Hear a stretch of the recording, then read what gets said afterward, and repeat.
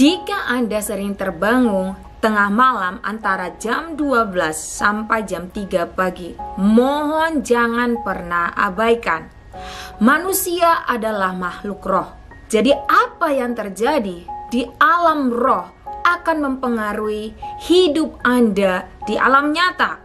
Umatku binasa bukan karena apa? Bukan karena setan, bukan karena guna-guna, tapi karena kurangnya pengetahuan. Itu sebabnya Yesus ketika dia datang ke dunia, dia juga mengajar. Karena dengan kita punya pengetahuan, maka kita bisa bertindak, melakukan, dan berkarya. Karena itu dalam pengajaran hari ini, saya berharap setiap kita yang mendengarkan pengajaran ini tidak lagi mengabaikan momen-momen di mana Anda dibangunkan pada pukul 12 malam sampai jam 3 pagi. Kenapa penting hal itu? Kenapa di tengah malam sering sekali Anda terbangun? Karena di tengah malam itulah destiny Anda itu dirancang. Di tengah malamlah sering terjadi sebuah mimpi-mimpi yang aneh. Tetapi di tengah malam juga Anda sering mengalami perjumpaan ilahi. Karena itu Bapak Ibu, ketika Bapak Ibu dibangunkan, jangan tidur lagi. Minimal Bapak Ibu berdoa, membaca firman Tuhan dan memuji Tuhan. Ketika Bapak Ibu dibangunkan, ada sebuah momen penting, ada sebuah pesan penting yang Bapak Ibu tidak boleh abaikan. Mengabaikan hal tersebut, maka itu yang membuat kehidupan Bapak Ibu berantakan. Anda mungkin bingung, kenapa setiap kali saya pegang A, pegang B, kenapa tidak berhasil? Saya sudah berusaha, tapi tidak ada hasil. Coba cek bagaimana respon Anda ketika Tuhan membangunkan Anda di tengah malam. Dalam Matius 13 ayat 25 berkata, "Tetapi pada waktu semua orang tidur, datanglah musuhnya menaburkan benih lalang di antara gandum itu, lalu pergi." Momen tengah malam ketika kita tidur, disitulah banyak sekali kuasa kegelapan ingin menaburkan kejahatan dalam kehidupan kita. Makanya tidak heran Bapak Ibu, sering sekali ketika tengah malam mimpi apa? Mimpi diserang, mimpi berkelahi, aneh-aneh. Karena apa? Disitulah momen di mana iblis gencar-gencarnya. Iblis itu paling tidak suka kita itu aman, tentram, damai. Sebisanya dia akan menghancurkan hidup Bapak Ibu, menghancurkan destiny, mencuri berkat yang Tuhan sedang kerjakan. Karena disitulah kendali kehidupan kita. Disitulah rencana-rencana yang baik dan rencana yang jahat diukir. Banyak sekali kisah-kisah ketika tengah malam itu terjadi sebuah momen-momen breakthrough.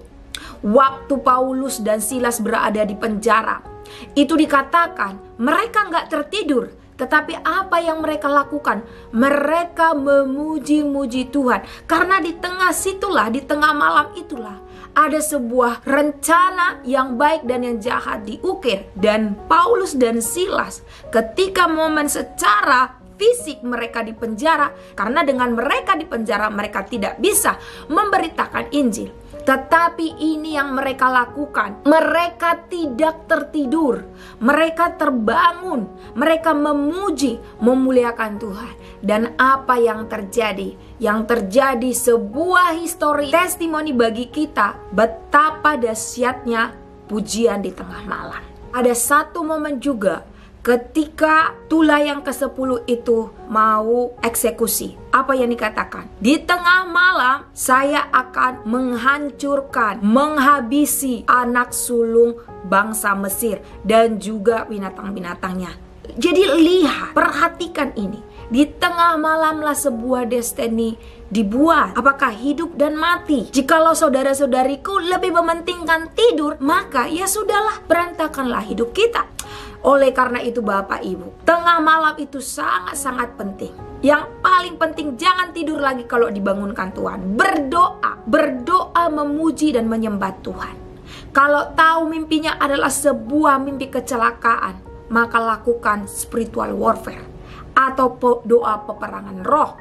Tapi kalau misalnya itu doa merupakan encounter, nyatakan pujian, pengagungan, dan juga ucapan syukur dan deklarasi. Ingat, dalam Efesus 6 ayat 12 juga dikatakan bahwa peperangan kita bukanlah melawan darah dan daging, tetapi melawan penguasa-penguasa di udara. Di malam itulah, makanya Bapak Ibu ya, sering terdengar suara-suara, sering terdengar tiba-tiba suara yang tidak baik yang membangunkan Bapak Ibu. Karena apa? Disitulah roh-roh jahat, dukun-dukun, santet-santet ditebar. Disitulah Bapak Ibu sebuah serangan-serangan jahat itu sedang dilancarkan.